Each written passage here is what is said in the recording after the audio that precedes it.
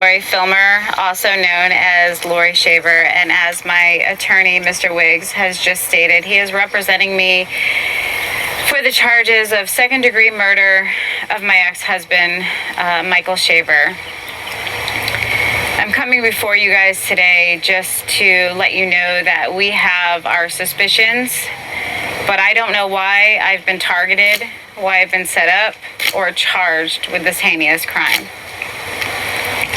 I am not guilty. And anybody that knows me knows that my life is my children. Hi, I'm Matt from Untrained Terrain, and today we're talking about Laurie Shaver.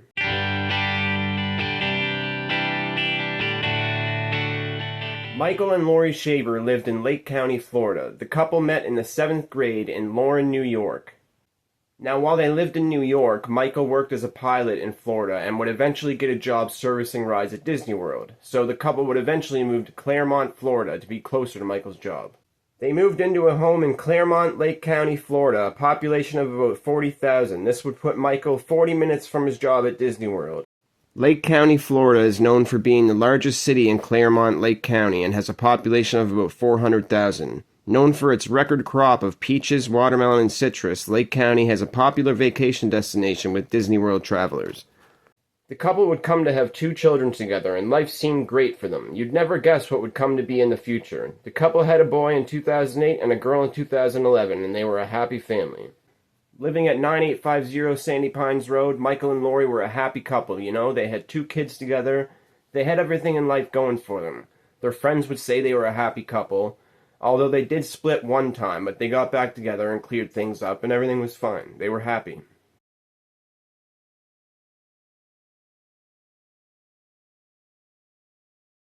They were said to keep their lives very private, so they seemed to be happy on the outside, when things could have been quite the opposite on the inside. Fast forward to February 18th, 2018, when one of Michael's friends, Scott Amakatukio, called police and asked them to do a wellness check on Michael because he hadn't heard from him in over 2 years. Now, nobody heard from Michael since 2015. He allegedly texted his boss, saying that he quit his job and that it was for his family. And Laurie would say that she heard from Michael on November 8th, 2015, and that was the last time, and that he left and went with his new girlfriend and abandoned the family.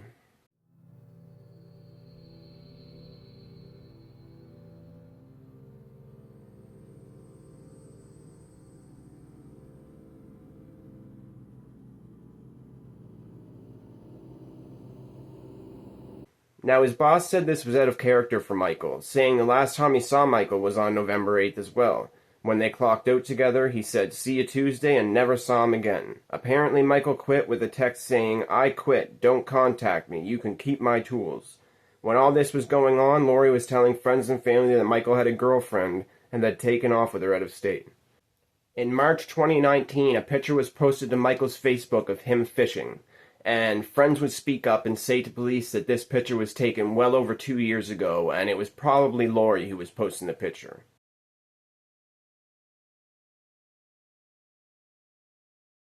Now, after one of his friends filed a missing persons report on February 16, 2018, police would show up to Laurie's house looking to question her about Michael's disappearance. And when they went to the house, they were let in by Laurie, and she was fine letting them search the house. But then they went to the backyard and saw this freshly dug fire pit with concrete over it, and they said it was sinking a little bit, almost like in the shape of a body. So they asked if they could bring cadaver dogs back, and Laurie freaked out, saying, "Get out of my house, don't come back." 3 weeks later, police showed up with a warrant and cadaver dogs, and even hired an excavator to dig up the fire pit. And when they dug up the fire pit, they found Michael Shaver's body after he was missing for 3 years. He was killed by a single gunshot wound to the back of the head by a .38 caliber pistol, and officers quickly discovered a .38 caliber pistol on Laurie's dresser. Now, Laurie, of course, denied any wrongdoing in Michael's disappearance and death, saying that she had to undergo years of physical, sexual, and emotional abuse by Michael. Now, after all of this, Laurie went and started a relationship with a man named Jeremy Townsend. And it was a serious relationship, according to Laurie. According to Jeremy, it was just a fling, but Laurie was pretty obsessed about him.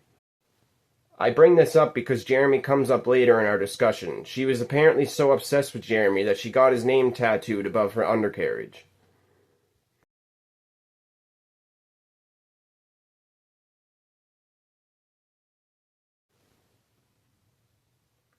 Townsend said that after he broke it off with Laurie, she tried contacting his wife, and when she didn't reply, Laurie sent flowers to her office with a card reading, "Roses are red, violets are blue. My wife is a whore and her husband is too. Check your Facebook messages. We need to talk. Mike." Once contacted by the woman who thought she was talking to Michael, Laurie would send screenshots of conversations between her and Jeremy to the woman. And this was all in a big ruse to get the woman to leave Jeremy so Laurie and Jeremy could be together. Now on September 17, 2020, Laurie Shaver was arrested and charged with second-degree murder, domestic violence, and accessory after the fact in the 2015 disappearance and murder of her ex-husband Michael Shaver. And burying him in the yard takes the stand. Just sitting in the chair as he's smashing my face into the porch. Laurie Shaver just testified it was actually her daughter that killed her husband while he was beating her up in a fit of rage. Thank you for joining us tonight. I'm Matt Austin. And I'm Ginger Gadsden. News 6 anchor Justin Warbuth has been listening in on this testimony. He joins us now live in studio with some compelling stuff, Justin. Yeah, another wild day in court, no doubt. Laurie Shaver was on the stand for about 2 hours this afternoon. She just wrapped up, and she described herself as someone who did not stand up for herself. And she told the jury her husband was often physically abusive. But after one especially violent encounter, she testified her daughter, who was 7 years old at the time, took things into her own hands. The next thing I see is I can't even say that I've seen her. I more or less heard it, and then I think I've seen her.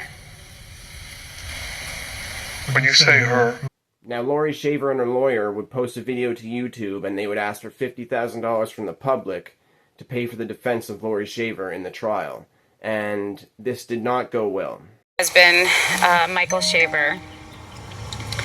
I'm coming before you guys today just to let you know that we have our suspicions, but I don't know why I've been targeted, why I've been set up, or charged with this heinous crime. I am not guilty. And anybody that knows me knows that my life is my work. My name is Laurie Filmer, also known as Laurie Shaver, and as my attorney, Mr. Wiggs, has just stated, he is representing me for the charges of second-degree murder of my ex-husband, Michael Shaver. I'm coming before you guys today just to let you know that we have our suspicions, but I don't know why I've been targeted, why I've been set up, or charged with this heinous crime. I am not guilty. And anybody that knows me knows that my life is my children. I am a daughter, I'm a friend, I'm a neighbor, I'm a servant of God, I'm a wife, and I'm a devoted mother of 4. My life is my children. The well-being of my children has and always will be my top priority. And that is the reason that I would never cause any harm to the father of my children. During pretrial proceedings, Laurie claimed that her daughter, who was 7 years old at the time, pulled the trigger that killed her father during a violent confrontation between her parents. Also claiming that her lover, Jeremy, took the gun from her daughter, shot Michael a second time, and buried the body. She said, "He tells me to take the kids, get them out of the house, and he would take care of it," Laurie testified. He insinuated that if we said anything, he was not going to take the blame for this. Now, obviously, nobody believed this buffoonery, and Laurie was eventually found guilty and sentenced to life in prison for the murder of Michael Shaver.